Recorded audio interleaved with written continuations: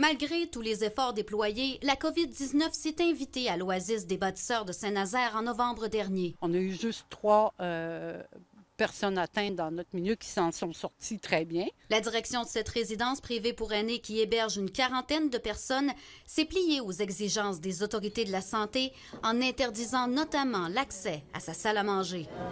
Les résidents ont pu y accéder à nouveau lorsque l'avis d'éclosion a été levé quelques jours avant les fêtes. C'est à 2 mètres, il y a un plastique entre, on respecte les consignes sanitaires, mais les gens étaient contents de se voir, de se parler. Mais leur réjouissance a été de courte durée puisqu'en reconfinant le Québec au début janvier, le gouvernement Legault interdisait aussi l'accès aux salles à manger dans les résidences privées pour aînés. En plus d'être la présidente de l'organisme gestionnaire de la résidence, Marie-Andrée Tremblay est une retraitée du réseau de la santé. Elle s'inquiète des impacts du confinement sur l'autonomie des aînés. L'autonomie à tous les sens, là, au niveau de la mémoire, au niveau des rapports avec l'autre. Se rendre à la salle à manger est souvent la seule activité physique possible, même si les promenades à l'extérieur sont autorisées. J'en ai plusieurs à marcher, puis j'en ai qui ont des problèmes respiratoires. Quand il fait trop froid, ils ne peuvent pas venir dehors. Elle est convaincue que l'état de santé physique de nombreux résidents s'est détérioré plus rapidement en raison du confinement,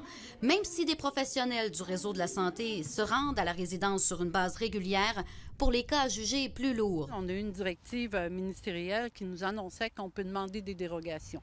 Alors, qu'est-ce que vous pensez vendredi à 5 heures du soir, ce que j'ai fait? Elle s'est empressée de demander officiellement à la santé publique de rouvrir la salle à manger de la résidence. Un matin, j'en ai croisé quelques-uns qui prenaient le marche, tout ça. Puis, est-ce que tu as des bonnes nouvelles pour nous? J'y travaille, j'y travaille. Ce qui me fait un peu me débattre beaucoup, c'est qu'ils ont combien d'années à vivre, ces gens-là, encore? La santé publique lui a confirmé ce lundi que le dossier est à l'étude. Kate Tremblay, TVA Nouvelles, Saint-Nazaire.